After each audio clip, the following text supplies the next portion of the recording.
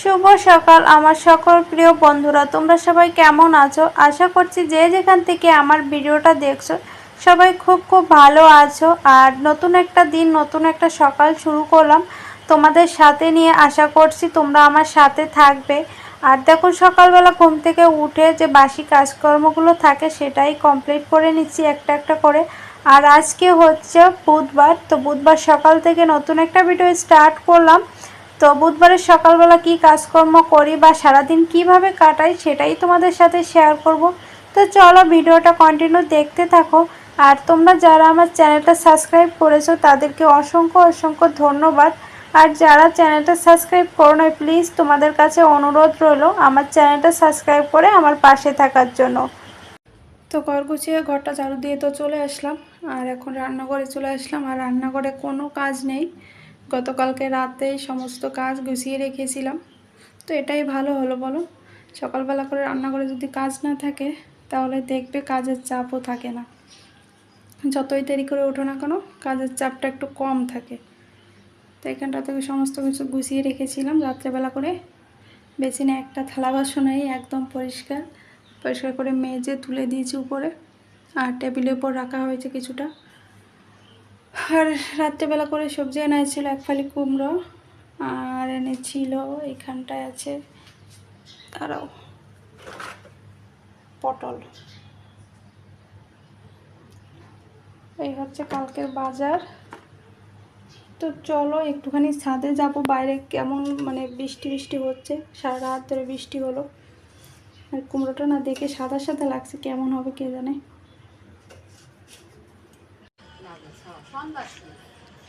কয়টা আনছেন? কই ওই তো গাছ হবে যখন তখনও দেখতে হবে।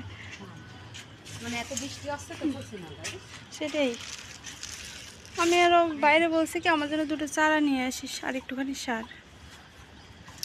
অসুবিধা না, যদি আনে লাগাইতে পারবো না।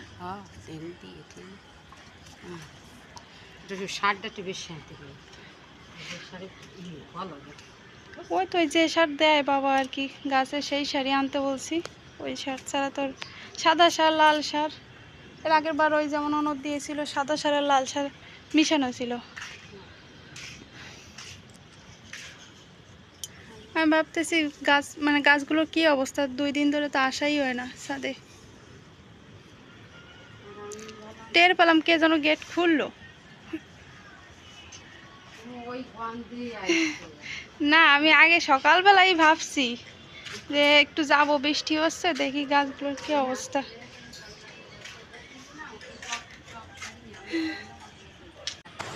আর আজকে জানো তো প্রচুর পরিমাণে বৃষ্টি হচ্ছে বাইরে, তো তার জন্য করে একটু ছাদটাকে দেখার জন্য চলে আসলাম। চাল কুমড়োর ডগাগুলো নিলেন না?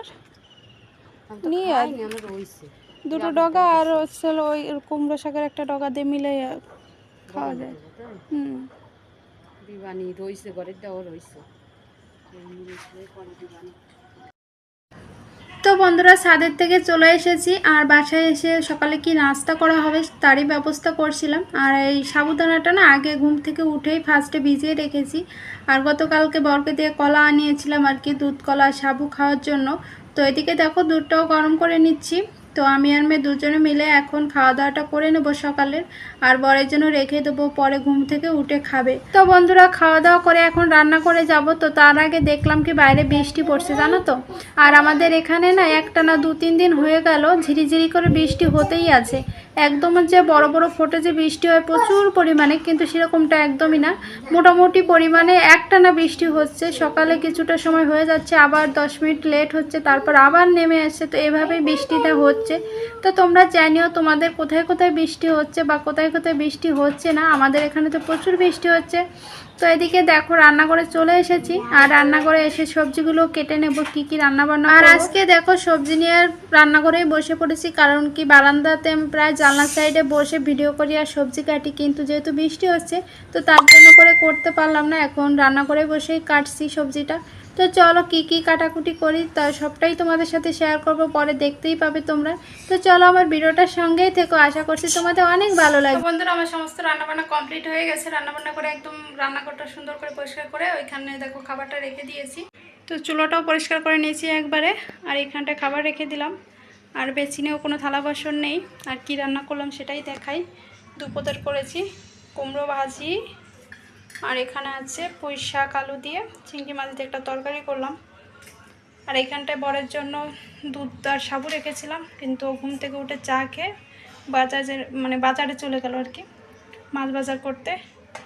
তো এখন রেখে দিই, যদি এসে খায় তো খাবে, তা না হলে আমরা বিকালবেলা করে নাস্তা করে নেব। তো চলো পরে দেখা হবে, আবার মাছ বাজার নিয়ে আসুক তারপরে। তো বন্ধুরা বাইরে বৃষ্টি হচ্ছে, আর এদিকে বর বাজার নিয়ে আসলো। তো চলো রান্নাঘরে যাই।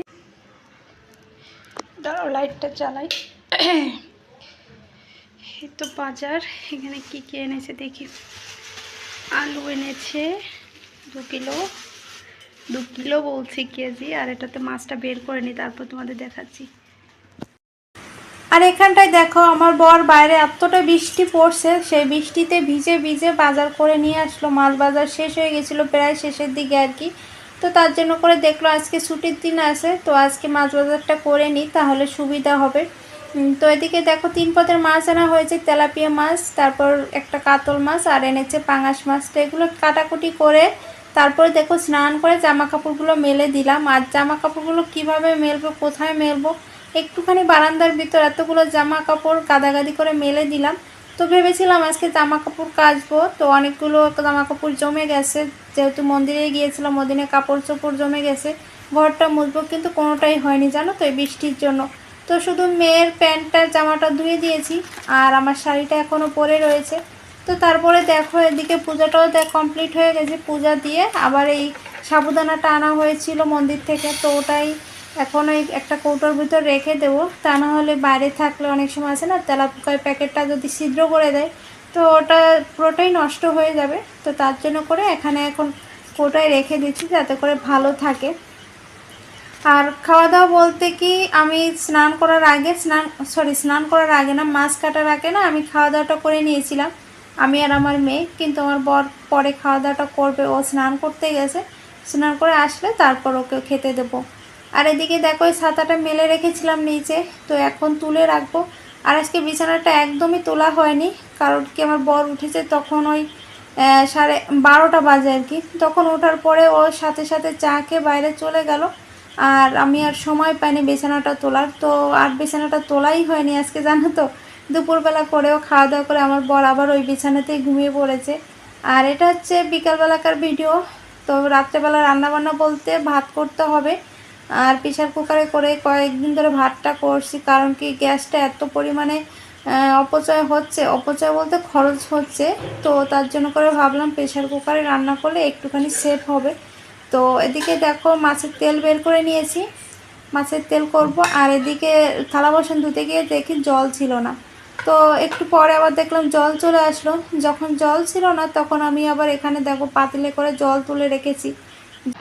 গুড ইভিনিং বন্ধুরা, তো এখন সময় হচ্ছে 5:30 বাজে। তো একটুখানি ছাদে আসলাম। তো বিকেলবেলা করে একটু ছাদে না আসলে পরে কেমন যেন দম বন্ধ বন্ধ লাগে, ওই অক্সিজেনটা নেওয়ার জন্যই ছাদে আসা। আর গাছগুলোর কেমন পরিস্থিতিতে আছে বা কেমন আছে একটুখানি চোখ বুলিয়ে যাওয়া, এটা হচ্ছে একটা প্রতিদিনকার রুটিন হয়ে গেছে আমাদের। তো এদিকে দেখো ছাদ থেকে বাসায় চলে এসে বরকে খেতে দিয়েছি, ও খাওয়া দাওয়া করে এখন রেডিও হয়ে নিচ্ছে। আর ব্যাগটাও গুছিয়ে দিয়েছি আগে ভাগে, কারণ কি একটু পরে বেরিয়ে যাবে। আগে ভাগে না গোছালে পরে না দরকারি জিনিসগুলো রেখে যায় আর কি। তো আমারও মনে থাকে না, তাড়াহুড়োর ভিতরে দেওয়া হয় না, আর ওর তো মনেই থাকে না। আর ব্যাগ গোছানোর দায়িত্বটা তো আমারই প্রতিদিন থাকে, তো তার জন্য আগে ভাগে গুছিয়ে রাখি।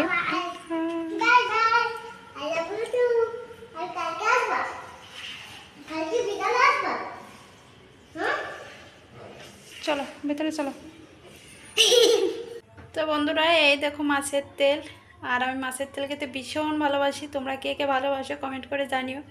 এখন গরম ভাতে মাছের তেল দিয়ে খেয়ে নেবো। আর এখন সময় হচ্ছে 7:10 বাজে। মাছের তেলটা লোভ সামলাতে না পেরে ভাত বেড়ে নিয়েছি, বর তো অফিসে চলে গেল। তো চলো খাওয়া দাওয়াটা করে নিই, মেয়ে খাবে কিনা জানি না, আমি তো খেয়ে নেবো ঝটপট করে একদম। শুধু মাছের তেল হলেই আমার খাওয়াটা হয়ে যাবে, সাথে যদি 1 পিস মাছ ভাজি থাকতো না, খাবারটা পুরো জমে যেত। তো তো চলো বন্ধুরা, ভিডিওটা এখানেই শেষ করে দিই। দেখা হবে আগামীকাল নতুন একটা ভিডিওর সাথে। ততক্ষণে সবাই ভালো থেকো, সুস্থ থেকো। সবাইকে জানাই গুড নাইট, টাটা।